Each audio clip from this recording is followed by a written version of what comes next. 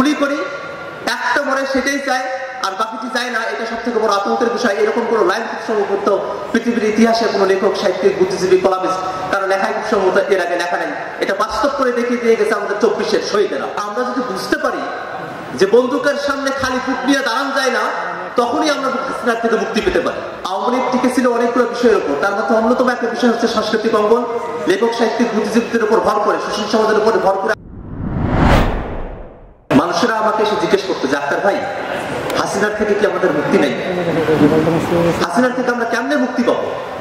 আমি তাদেরকে 3টা ওয়ে আউট বলতাম যে আজকে রাতের মধ্যে হঠাৎ করে যদি শেখ হাসিনার মনে হয় যে অনেক তো পাপ করলাম, আল্লাহ আমার মাফ করে দাও, আমি তওবা করলাম, অর্থাৎ তার যদি হিদায়াত হয়, তো মানুষজন আমাকে বলতো ভাই সে যে পর্যায়ে গেছে তার হিদায়াত পাওয়া সম্ভব না। এরপর মানুষকে বলতাম তাহলে আর একটা উপায় আছে। সেই উপায়টা হলো প্রত্যেক জীবের সাথে যা একবার ঘটে, এরকম কোনো ঘটনা যদি হাসিনার সাথে ঘটে, তাহলে আমরা হাসিনা থেকে মুক্তি পাবো। লোকজন বলতো যে তার চেহারায় যে উজ্জ্বলতা চলে আসছে, এখনই তার মরণটা আসলে নাই, অর্থাৎ আমাদের মুক্তির কোনো পথ নেই। আমি তখন থার্ড ওয়েটা বলতাম, তাহলে আমরা যদি বুঝতে পারি যে বন্দুকের সামনে খালি বুক নিয়ে দাঁড়ান যায় না, তখনই আমরা হাসিনার থেকে মুক্তি পেতে পারি। দুর্ভাগ্যের বিষয় হলো বা সৌভাগ্যের বিষয় হলো, আমাদের এই যে 3টা আমি পরিকল্পনার কথা বললাম, 3টা ওয়ে আউটের কথা বললাম, এগুলোর কোনো কিছুই কাজে লাগলো না। শেষে যেটা বললাম যে খালি বুক নিয়ে বন্দুকের সামনে দাঁড়ান যায় না, এইটা বোঝার কথা বললাম, সেই বোঝাটাও আমাদের তরুণরা, আমাদের ছাত্র ভাইরা, আমাদের শ্রমিক ভাইরা, এই বুঝটাও তাদের মধ্যে থাকলো না। তারা খালি বুক নিয়ে মাঠে আসলেন, গুলি খাইলেন এবং তারা হাসিনাকে বাংলাদেশ থেকে বিতাড়িত করে ছাড়লেন।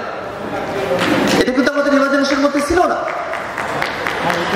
দেখেন, পুলিশ যখন এই কথাটা বলে যে গুলি করি একটা মরে সেটাই যায় আর বাকিটি যায় না, এটা হলো সব থেকে আতঙ্কের বিষয়। আমি জানি না এখানে যেসব কবি, সাহিত্যিক, লেখকেরা আছেন, পৃথিবীর ইতিহাসে কোনো কবি, সাহিত্যিক, লেখকেরা তাদের কল্পনার রাজ্যে গিয়ে কখনো এরকম কোনো লাইন লিখতে পারেছেন যে লাইনটা আমাদের এই যে শহীদরা যারা আছে তাদের যে ভাবমূর্তি, তাদের যে মনের আকুতি ছিল, তাদের মনের যে চাওয়ার জায়গাটা ছিল, মনের যে ভাবটা ছিল, সেটাকে তারা ফুটিয়ে তুলতে পেরেছেন। ঠিক এই ভাবকে যে গুলি করি একটা মরে সেটাই চায় আর বাকিটি চায় না, এটা সব থেকে বড় আতঙ্কের বিষয়। এরকম কোনো লাইন খুব সম্ভবত পৃথিবীর ইতিহাসে কোনো লেখক, সাহিত্যিক, বুদ্ধিজীবী, কলামিস্ট কারো লেখায় খুব সম্ভবত এর আগে লেখা নেই। এটা বাস্তব করে দেখিয়ে দিয়ে গেছে আমাদের 24-এর শহীদেরা। আমরা এটা খুব ভালো করেই জানি। আওয়ামী লীগ টিকে ছিল অনেকগুলো বিষয়ের উপর, তার মধ্যে অন্যতম একটা বিষয় হচ্ছে সাংস্কৃতিক অঙ্গন।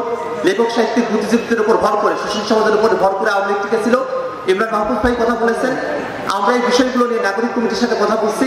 আমরা অবশ্যই চাই ফেসিবাদী ব্যবস্থার বিলোপ হোক এবং ফেসিবাদী ব্যবস্থার সাথে সংযুক্ত যেসব লেখক, সাহিত্যিক, সাংস্কৃতিক কর্মী আছেন তাদেরও যেন আর কোনোভাবে ফেসিবাদকে ফিরিয়ে নিয়ে আসার মতো তৎপরতা চালাতে না পারেন, সে ব্যাপারে জাতীয় নাগরিক কমিটি সচেতন আছে এবং আপনাদেরকে সাথে নিয়ে কাজ করবে। আজকের মতো আমি আমার বক্তব্য এখানে শেষ করছি। ধন্যবাদ সকলকে।